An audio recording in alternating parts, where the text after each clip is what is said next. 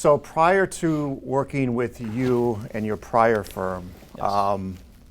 Charter schools, I had no idea what a charter school was. I'm a kid from the Midwest, so you go to your school. This is where you grow up. This is where you go to school. So charter schools to me were completely foreign.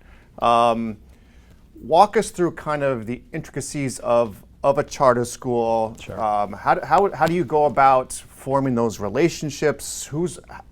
I guess I'll give you soup to nuts and kind of how it works and how we got into it. So don't spill the secret sauce, though. Don't. Not the recipe to Coca-Cola, but everything but that. We didn't know what charter schools were either, and we was partners who I was working with at the time. I was just telling a few folks as we were chatting.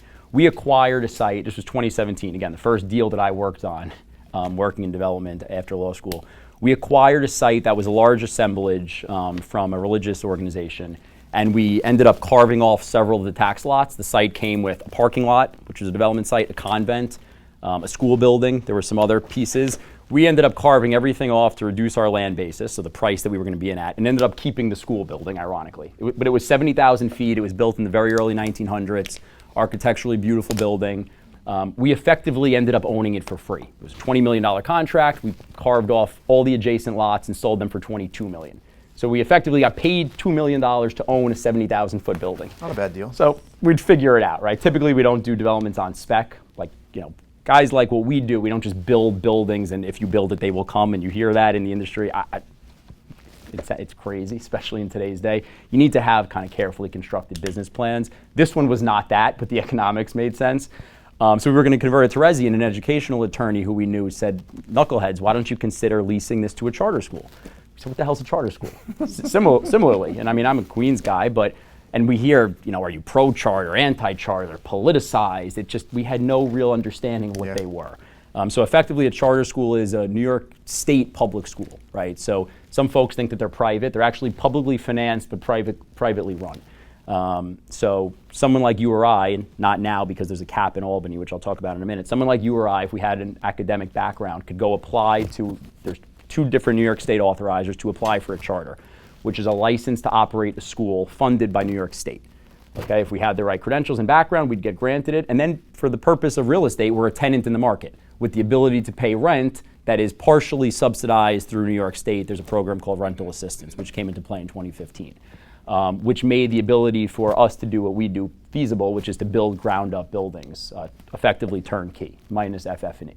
So, we don't provide the furniture, fixtures, equipment, the smart boards, et cetera, but otherwise, like the project we're doing right now that your firm is handling the title on, Forte Prep on Queens Boulevard, we're building 60,000 feet ground up, big building, patch of dirt that we bought with our money, and we're building privately financed.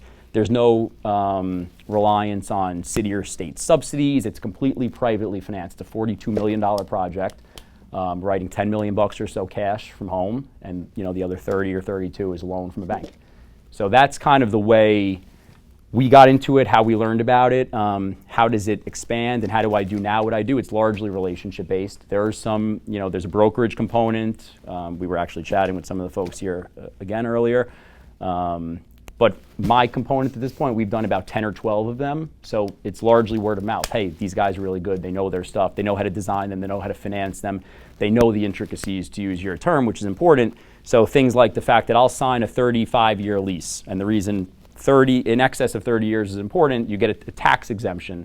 The nonprofit tenant's tax exemption flows through and is recognized by Department of Finance if you have an excess of a 31-year lease, right? So you need to know that because they can't pay taxes, but I don't want to pay taxes, $10 a foot on a new building.